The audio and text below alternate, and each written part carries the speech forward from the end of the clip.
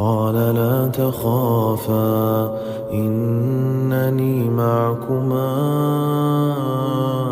أسمع وأرى. عاملين ايه؟ أبطالي الحلوين، وحشتوني جدا. دفعة 24 حرفيا أكتر دفعة شافت الويل. النور بيقطع. امتحانات خزعبلية. ضغط حصلت. بص، انتوا مريتوا بحاجات كتيرة جدا، ويعني أنا حابة إن أنا قبل ما أبدأ الفيديو أحييكم كلكم، أقول لكم قد إيه أنا فخورة بدفعة 2024، وإن انتوا خلاص عديتوا بكل ده، فاضل مادة ونقول فركش على كده. فانا عايزه افهمك وافهمك ان انتوا خلاص عملتوا اللي عليكوا، تعبتوا لاخر دقيقه في الوقت، وتعبتوا لاخر ثانيه، وحصل لكم حاجات كتيره جدا خارجه عن ارادتكم. بس كل ده ربنا هيكرمك عليه في الاخر.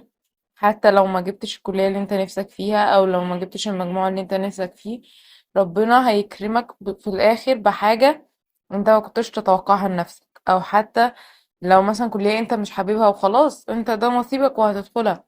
ربنا لما بيقفل باب بيفتح قصاده 10. فانت تخيل بقى ان انت ربنا مثلا قفل لك باب المجموع، دخلك كلية انت مش بتحبها، تفوقت في الكلية دي وبقيت حاجة كبيرة. عايزة اقول لك بس يعني خلي عندك ثقة في ربنا بعد ما تخلص امتحاناتك. يعني ما تقولش لا انا خلاص خلصت بقى وتروح لي تصيف وما تصليش مثلا. خليك ملتزم في الصلاة، زود في الورد القرآني بتاعك، زود في الأذكار. صلي كل يوم كده ركعتين لله، ان انت ربنا يوفقك في الامتحانات دي ويوفقك في النتيجة ويرزقك بكرمه مش بمجهودك. وقبل بقى ما نبدأ الفيديو، كل ده لسه ما بدأناش على فكرة. قبل بقى ما نبدأ الفيديو ما تنساش تصلي على النبي. كنا هنتكلم النهاردة عن الأحياء، وأقول لكم على شوية حاجات بتحصل في الامتحان. أول حاجة، الأحياء بالنسبة لي كانت مادة ممتعة جدا في المذاكرة، وكانت سهلة جدا في المذاكرة. هتعمل ايه؟ هتعمل زي اي مادة كنت بتذاكرها، هتتفرج على الشرح وبعد كده هتروح تحل. طب اتفرج على الشرح بتاع مين؟ عندك مستر احمد الجوهري ومستر محمد ايمن ودكتور هوبا، كان التوب السنة اللي فاتت، واغلب الحاجات اللي قالها جت في الامتحان.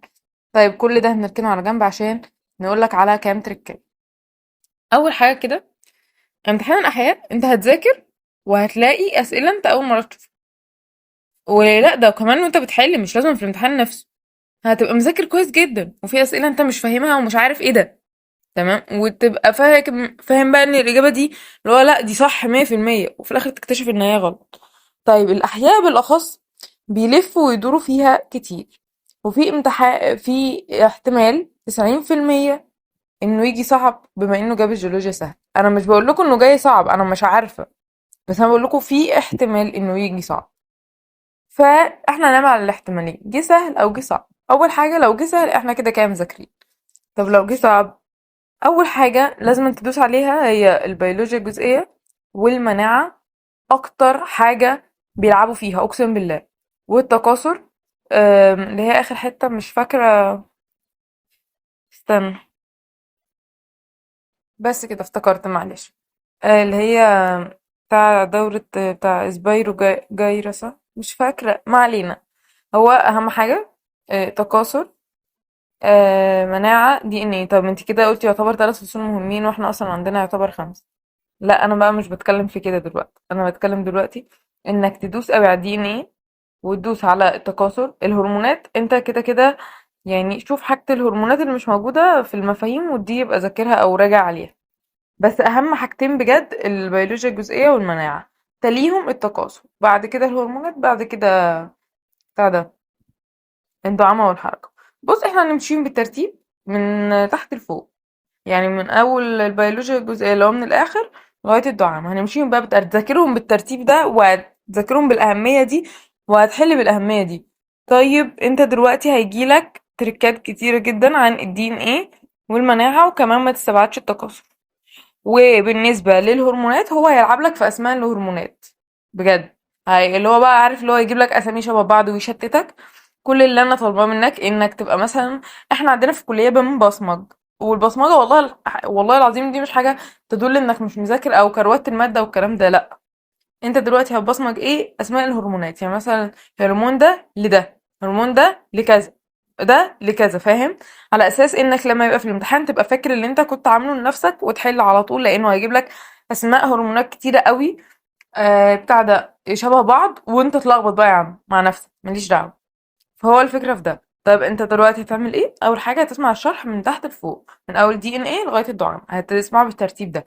هتذاكر بالاهم ثم المهم، يبقى الاهم اللي هو دي ان ايه، ثم مناعه، والمهم اللي هو تكاثر هرمونات الدعامه. طيب انا هذاكر ازاي؟ انت لو مذاكر المنهج قبل كده هتعمل ايه؟ هتراجع على الباب وتحل عليه. انت قدامك 7 ايام حلوين قوي، رضا على كده. لو انت مذاكر قبل كده وبس مش فاكر المنهج، انت هتراجع على الباب، الشرح اللي مش فاكره تشوف شرح، مش لازم تشوف شرح الباب كله. تمام. بعد كده تحل على الباب. تمام. طب انت دلوقتي اصلا اول مره تفتح الاحياء، هتعمل ايه؟ هتشوف برضو شرح الباب كامل. مثلا معاك مستر احمد الجوهري كويس جدا، مستر محمد ايمن كويس جدا برضو. مين تاني؟ دكتور هوبا كان توب بصراحه، بس متهيألي مش منزل مراجعات يوتيوب، بس هو كان توب. مين تاني؟ مستر احمد فايد برضو حلو جدا. كلهم حلوين. فما يجيش حد يقول لك لا ده وحش، ده اللي جاب منه الامتحان السنه اللي فاتت والهبل ده. اللي بتسمعه كمل معاه عادي.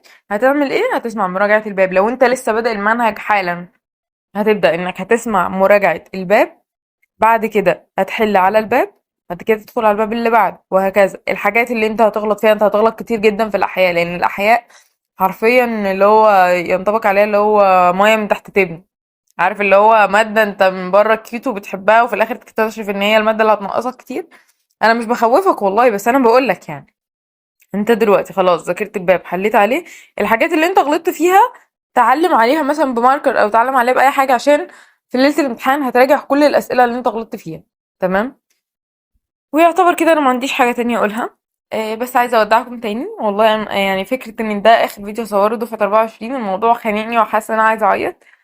بس وانا بحبكم جدا والله، ويشهد ربنا ان انا شفتكم كلكم اخواتي، وكنتوا عيلتي التانية. وبس كده. اللي محتاج حاجة يبعت لي انستا او تليجرام بقى، دفعة 24 دفعة 25، اي دفعة محتاجين في اي حاجة تبعت لي انستا او تليجرام. ويا ريت لو حد من دفعة 23 سمعني يحكي لي كرم ربنا يوم النتيجة كان عامل ازاي. ولو محتاجين ملخصات او شرح او اي حاجة، انا بنزل كل حاجة على قناة التليجرام. وبس كده، بحبكم جدا، سلام.